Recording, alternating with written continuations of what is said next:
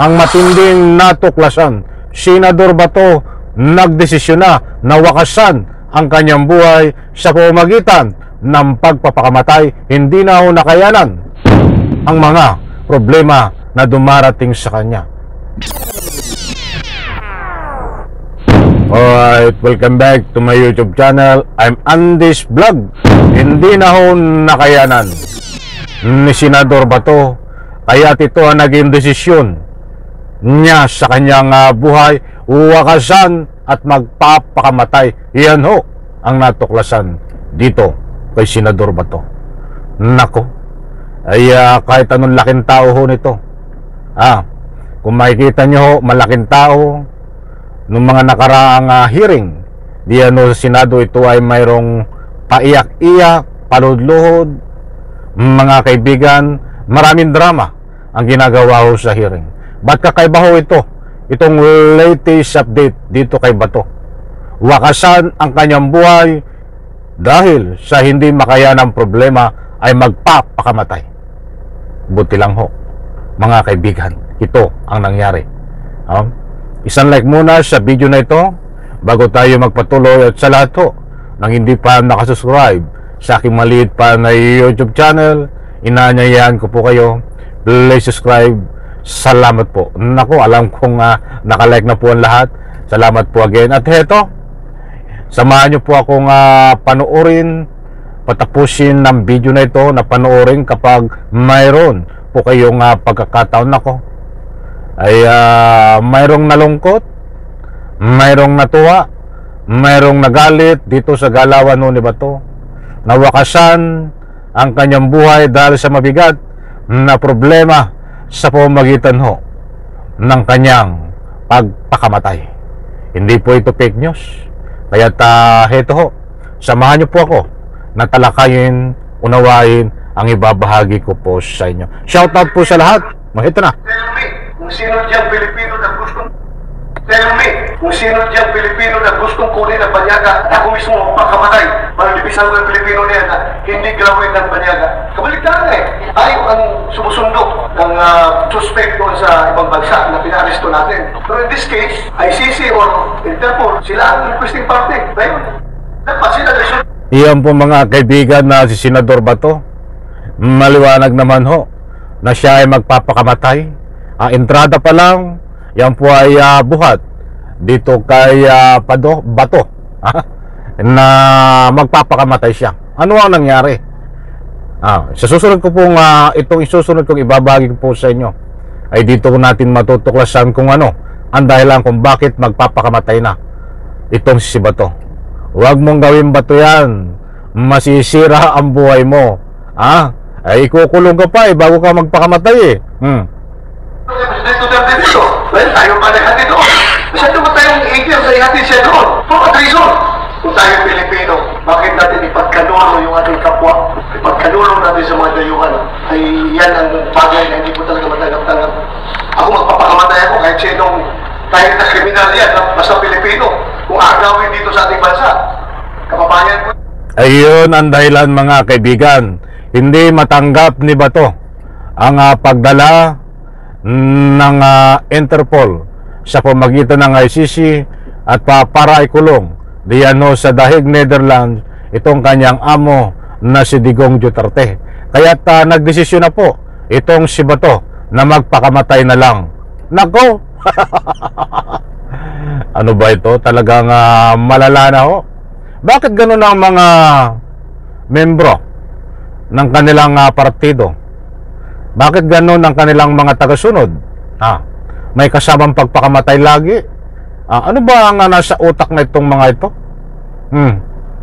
Ito ang tunay na bangag. Sarap-sarap mabuhay, magpapakamatay ka. But anyway, alam naman po natin itong mga banat ni Bato na ito ay lumang tugtugo na din ho. Kaya lang ay paulit-ulit na ginagawa. Dati noon, ang sinasabi niya na pag sinabihan siya ng pro-China at kakampisan ng China ay handa siyang magpakamatay. Ay buhay pa naman hanggang ngayon. Ay ang dami-dami Bato na nagsasabi sa iyo na ikaw ay kakampi ng China at mas pinagtatagalo pa ang China. Ang dami nagsasabi sa iyo Ay, bakit hindi ka nagpapakamatay? Iniintay ng taong bayan yan. Kung gagawin mo, kung mayroon kang palabra de honor sa iyong mga sinasabi bilang isang senador, gawin mo yung mga sinasabi mo. Dati sinasabi mo, make my day, ICC, punta na kayo. Ngayon, tatago ka naman.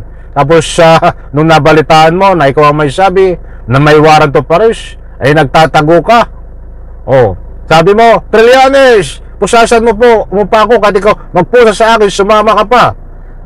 Anong ginagawa mo? Hindi naman puro ka lang paninindak pero hindi mo naman masisindak, mapapaikot ang taong bayan ngayon. Yung tagasunod mo mapapaikot, pero kami na matitino at ang aking mga mahal na taga-subaybay, kahit anong gawin mo na mind condition sa pamamagitan ng iyong pagpapakamatay at iba pang mga ginagawa mo na humingi ka ng simpatiya, walang maniniwala sa iyo. Sarili mo lang ang maniniwala sa iyo at ang dati mo na mga bulag na tagasunod sa katotohanan. Ito pa. Nako, usapang pagpakamatay ito Kailangan protektahan mo yan. Ang pagpakamatay ako. Pero tayo, instead of protektahan yung ating kababayan, hinatid pa natin doon. Napakasakit po. Isipin na para tayong hindi mga Pilipino nito. Tell me, kung sino diyang Pilipino na gustong kunin ang banyaga at ako mismo magpakamatay para lipisan ko yung Pilipino niya na hindi gawin ng banyaga. Sana ganun ang pag-iisip ng bawat Pilipino. We have to protect our own. We have to protect our race. Hindi yung ating ipagkanulo doon sa mga banyaga. Nako, ay ilang beses na sinabi ni Senador Bato na siya ay magpapakamatay. Hindi tayo nagpapakalat ng mga fake news.